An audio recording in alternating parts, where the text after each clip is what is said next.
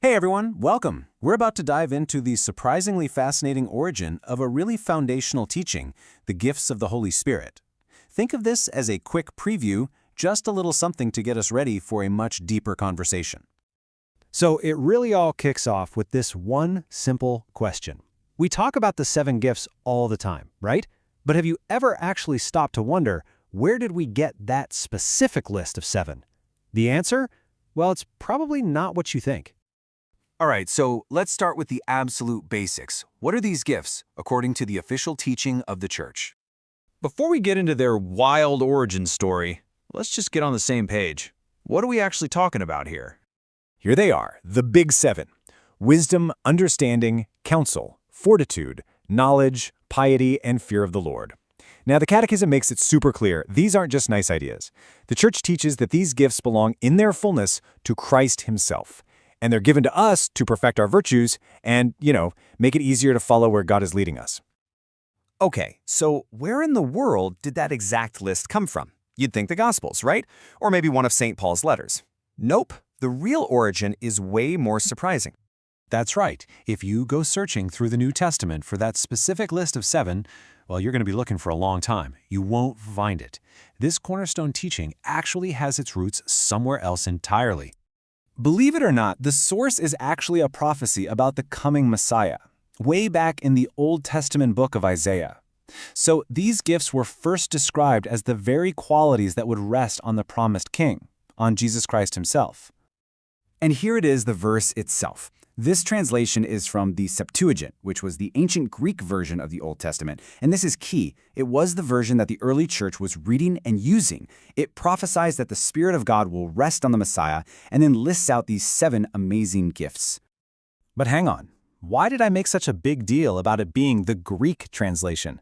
Well, that little linguistic detail is the entire reason we have a list of 7 gifts, and not 6.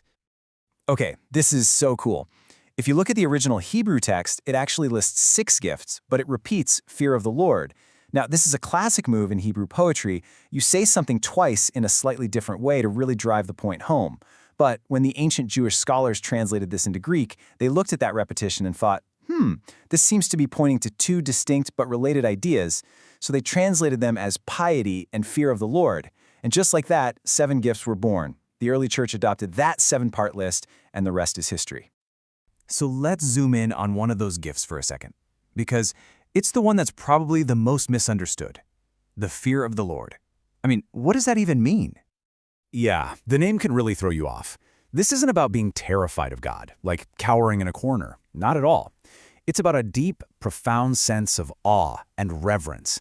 It's that feeling you get when you truly recognize His infinite power, His majesty, and His incredible goodness. And there's a perfect image for this. Dr. Brant Pitre points to this famous quote from C.S. Lewis's The Lion, the Witch, and the Wardrobe.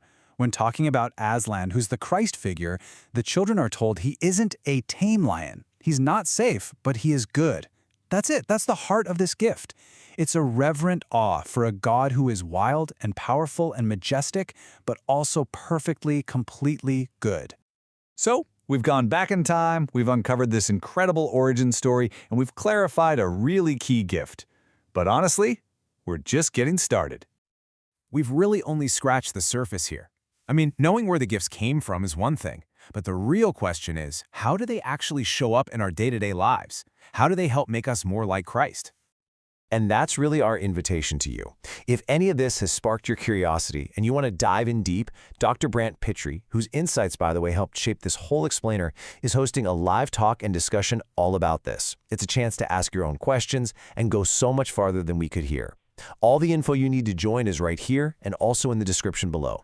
We really hope you'll continue the journey with us.